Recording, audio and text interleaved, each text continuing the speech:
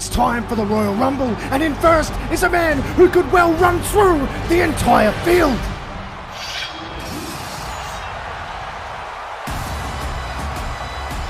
The giant Scott is pacing like a caged lion, but the man in at number 2 is what truly makes the crowd roar. Say his name and he appears. I believe in Joe Hendry. The Scottish Warrior versus the Scottish Cult Figure. And it's on! The Rumble is officially underway with a bang, but it isn't long before number 3 enters, and it's former El Campeon, Damian Priest, who goes close to getting McIntyre out, but the big man manages to hold on long enough to hear the boos ring out from the stadium as number 4 arrives. Dominic is in, and you can barely hear yourself think from all of the boos. He slides in the ring, but is immediately dumped out by Joe Hendry, and the crowd goes berserk. Dominic might have just broken Santino's record, and he's trying to tell everyone that he wasn't ready, and he's remonstrating at ringside as the clock counts down for number 5. Dominic is still complaining, and he even tries to complain to Knight, who completely ignores him and enters the fray. And we get a great one-on-one no one expected tonight between Hendry and LA Knight. The crowd eats it up, all while Drew and Priest continue their fight to get back to the top. But of course, before we know it, it's time for number 6, and it's Carmelo Hayes, who, like everyone else, ignores the complaining of Dominic, who is still going on about being eliminated. And the complaining only intensifies when number 7 enters, because it's Finn Balor, a sympathetic ear. Or so he thought, because Finn even ignores him and focuses solely on Damian Priest, which is yet to be settled in a big way. And it leaves Hayes pairing off with Knight and the 2 Scotsmen going at it, with number 8 ready to go.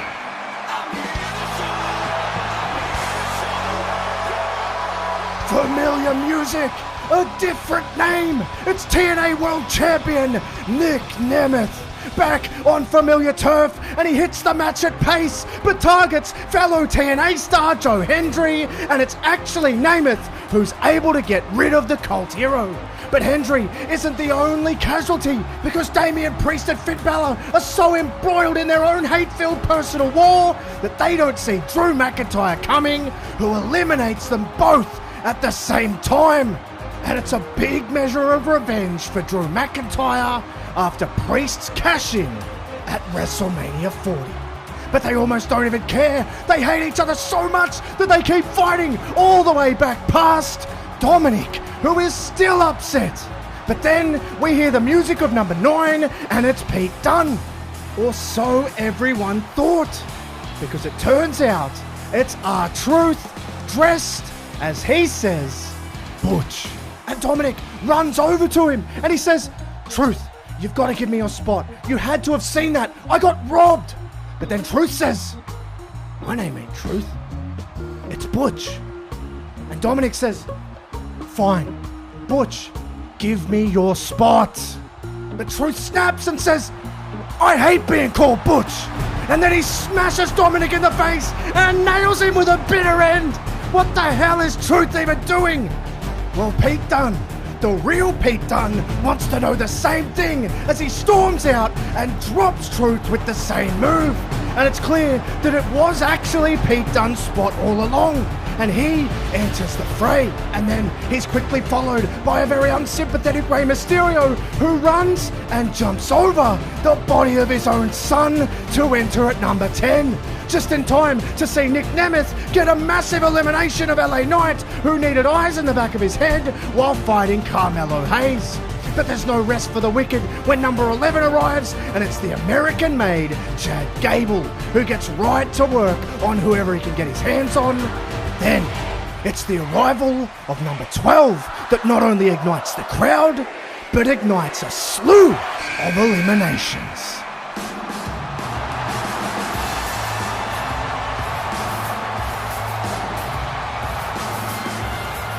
But while he runs riot, we cut to picture-in-picture where I tell you about Factor, which is the sponsor of today's video. And if you're anything like me and suck at cooking, this could be for you. Because I'm bad at cooking, but I'm even worse at choosing something that's actually good for me, and Factor takes the stress out of meal planning and sets me up with healthy food that actually tastes good. And it's ready in just 2 minutes. And it has plans that go as low as 4 and up to as many as 18 meals a week, depending on your needs, with the option to pause or reschedule your deliveries at any time.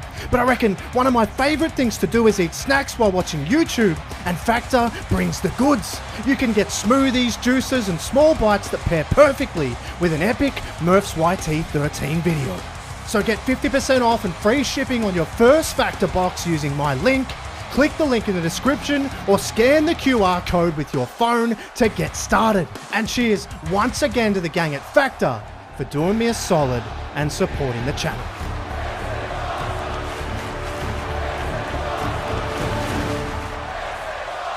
It's Lucha Royalty, face to face with a man who wants that throne.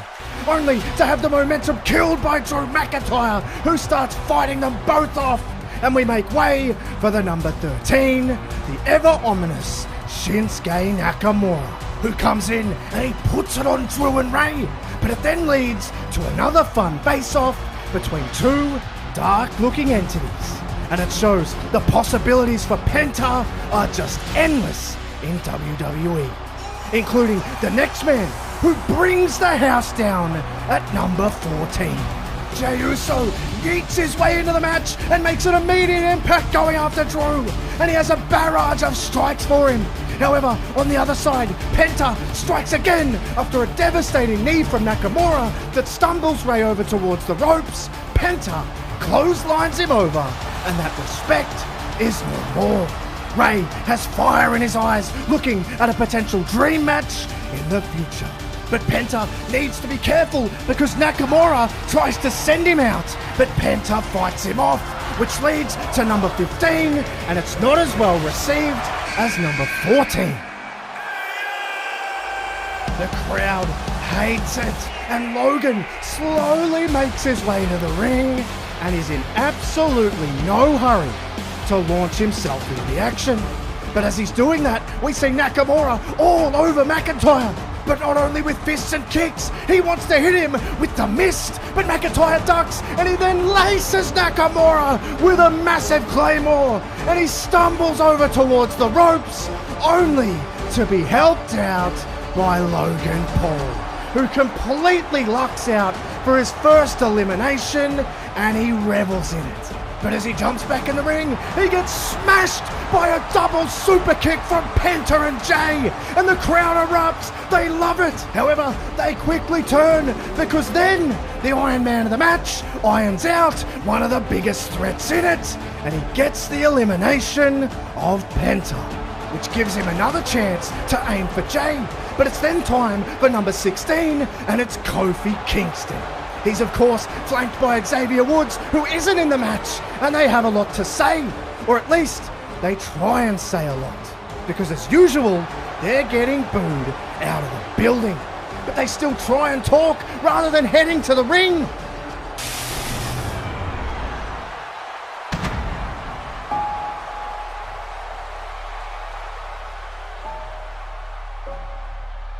Oh, here we go. The spookiness now, huh? Oh, wait. I get it. You're here because of E. Because we betrayed our family. Well, if you want to talk about betraying family, you shouldn't be targeting us. You should be targeting him. Because he abandoned us. He was the one who left us behind. So how about you go and find Big E? And Howdy just laughs at them and then turns towards the entrance.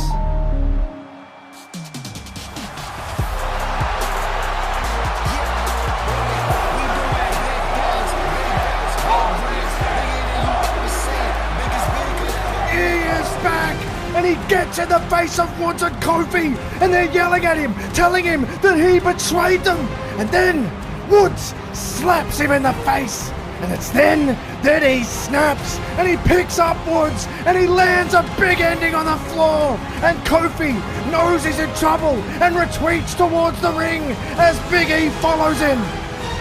And with Howdy still watching on, very proud of his work, he hears the music of another man he's very interested in.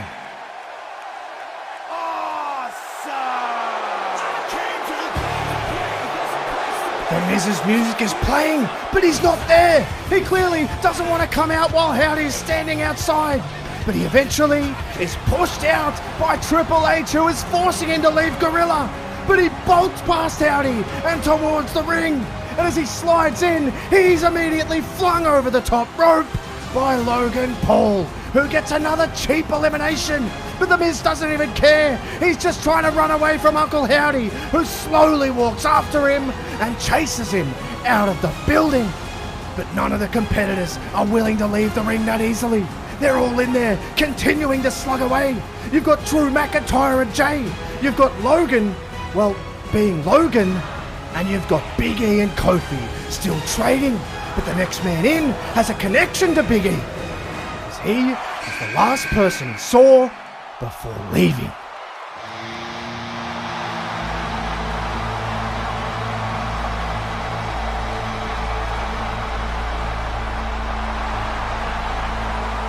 The crowd is deafening.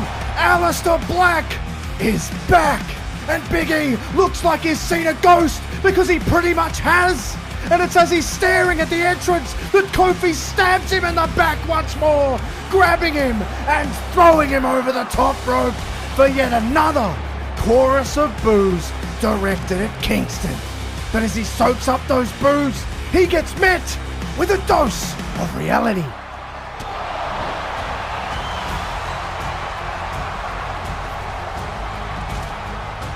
Big E, with a disappointed look on his face, just simply walks away.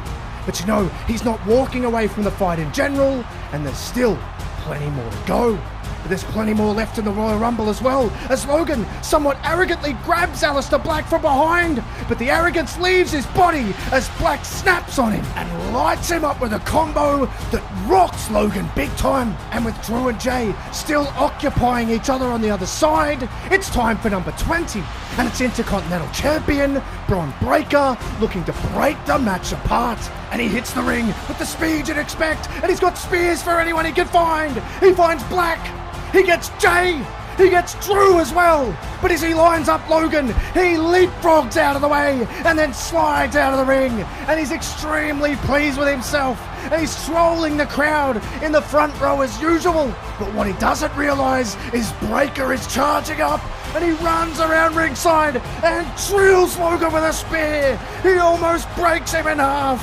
And he puts Logan back in the ring purely so he can throw him back to ringside and eliminate Paul. It's a popular elimination, but then Bron has to face reality, because he's then faced with the 3 men he took down in order to get to Logan. And they're about to triple team him, but he's saved by the sheer magnitude of the 21st entrant. The Tribal Chief is in the building, and it's his first Royal Rumble for a number of years. But on his way to the ring, Black isn't just waiting around. He grabs Breakker to try and get him out, and it leaves Jay looking at Drew before Roman joins him. And Drew knows exactly what he's got to try and do, and he fights with everything against the bloodline that he hates with everything. But he's been in since number 1, so how much can he even have left? Well, it turns out hatred can give you a lot of energy. And in the heat of the battle, McIntyre gets Jey Uso out of the ring. And now he can finally get to the man who was last on his hit list. And Roman and Drew throw bombs. And as they are, number 22 enters, and it's Sheamus who goes right after Bron Breakker, considering their history, but of course is having to deal with Aleister Black at the same time, who is arguably one of the biggest threats in the ring. But another enormous threat enters at number 23 and throws the entire match into chaos. Punk is in, and now he has his chance to finally lock in a main event of WrestleMania. And the first to meet him is Breaker, who he runs through. And then it's Sheamus, who gets a taste as well. And then Black throws a black mass, but Punk catches it, drops him down, and has his chance to hit him with a GTS. And he wastes absolutely no time to get him out of the ring. It's a hell of a return for Black, but it ends at the hands of CM Punk, who then turns around to see Roman Reigns and Drew McIntyre fighting. And he makes the decision to run over and help Roman, and together they eliminate Drew McIntyre. And this sends McIntyre off the deep end entirely. He slides back in, and he has a claymore for literally everyone in the ring. He runs around seeing red. He doesn't care who he hits, but as long as he is able to hit Roman Reigns. It's a wild scene. Every active member of the match is down, and as fate would have it, it's another member of the Bloodline in next at number 24.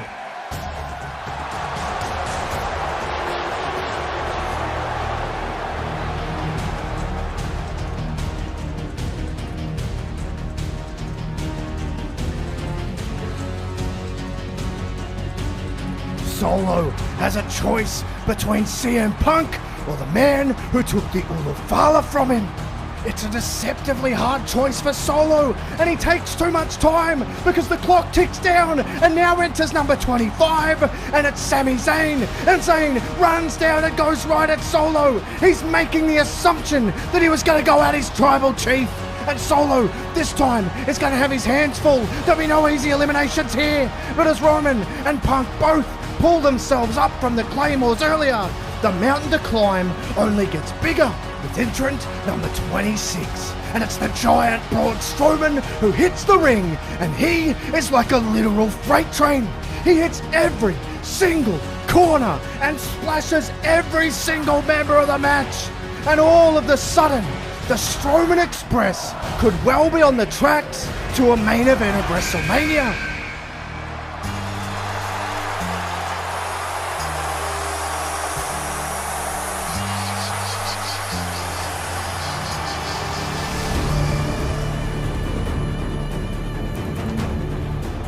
Cena, for the last time, is going to try and win the Royal Rumble from lucky number 27.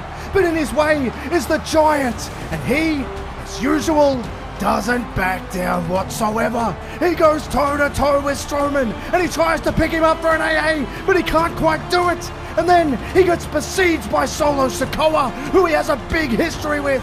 Sami is then tied up with Strowman as we look forward to number 28, and it's Austin Theory, or Grayson Waller, because not even they know who it is. But Theory is adamant, and he says, "It was me.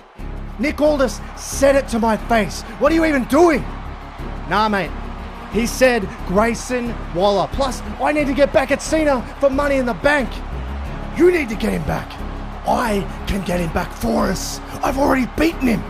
But Waller ignores Theory, and he pushes him aside to walk towards the ring.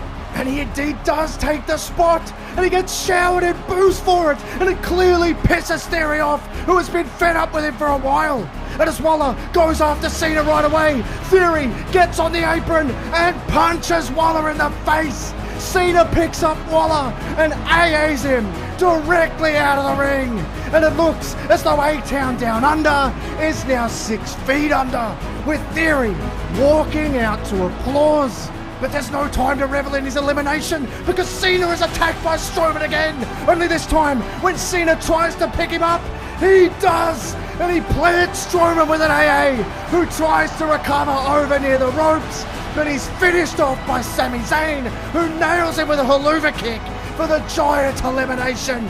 Which leaves us with 5 potential winners of this match, each one of them with their own motivations, each one of them with more than enough ability to do it, but each one of them will have to go through the next man who is equally as capable, if not more.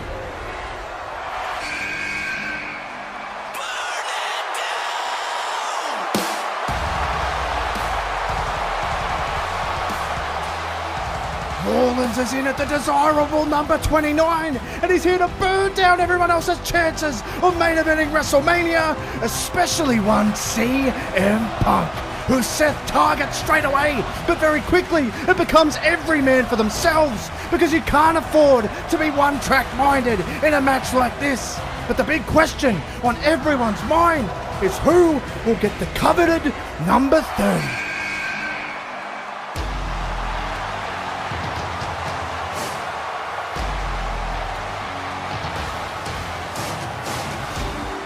It's a nightmare scenario. Fatu cuts loose in the match. It's the worst possible person for everyone involved, except maybe for Solo, who enjoys watching the destruction. Fatu runs riot on anyone he can get his hands on, especially Sami Zayn, who he brutally Samoan drops onto the floor for his first elimination. But his path of destruction leads to a face-to-face with John Cena. But as usual, Cena doesn't take a backward step and he trades with Fatu. But it's not even a good idea because Fatu lights Cena up with a vicious headbutt which busts him open. And Cena is down and the crowd are begging him to get back up. And as he tries to climb up the ropes with nothing left, it might be all in vain.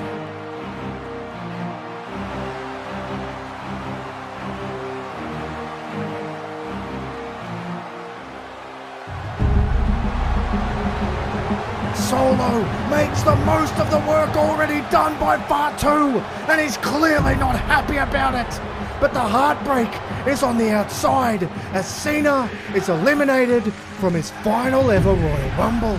And the thank you Cena chants ring out from the stadium as he goes to the entrance and thanks the fans in Indianapolis. And with Cena gone, it leaves just 5 men left. And with Rollins and Punk throwing hands on one side of the ring with pure, visceral hatred, we see Solo and Jacob stalking Roman Reigns. Solo says, "You took everything from me. We were supposed to be family. Well, I got a new family. And they actually respect me. And now you're going to respect me. You're going to learn that you will never, ever see the end of this."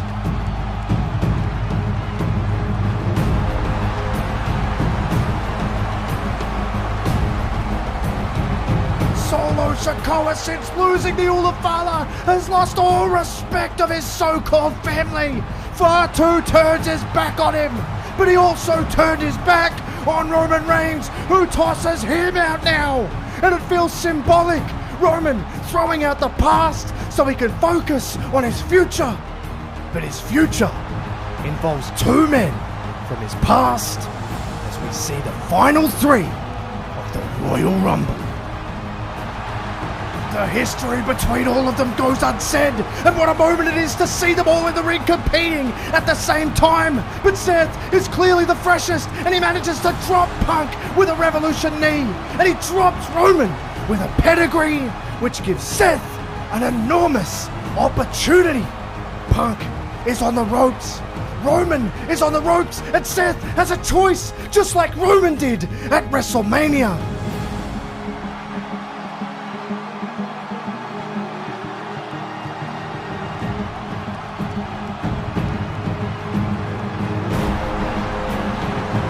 He couldn't resist, and he was ready for him. And just like that, with the heartbreak all over Seth's face, knowing he did it to himself, we are down to 2. Roman Reigns and CM Punk, 2 of the biggest stars in the history of the company, are going toe-to-toe. And Punk flings Roman over the top rope, but he barely hangs on, even with an attempt from Punk to knock him off. Roman is able to fight his way back in the ring, and this time he sends Punk over the top rope, but now he's hanging on desperately, really testing the triceps that failed him last year, and he fights his way back in. He picks up Roman for a GTS, but Roman slips out of it, and he sends Punk into the corner, and then he smashes him with a Superman punch, flies off, looking for a spear, but Punk moves, and Roman's momentum carries him over the top rope. And once again, Punk tries to knock him off, but Roman fights him away. He tries again, but Roman is so determined. Roman will not wilt. There is nothing that could possibly stop him. Or so we think, because Roman is pulled off the apron by a man in a black hood.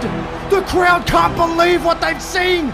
CM Punk wins the Royal Rumble, but who was it that handed him that? You left me high and dry at the mercy of those thugs after WrestleMania.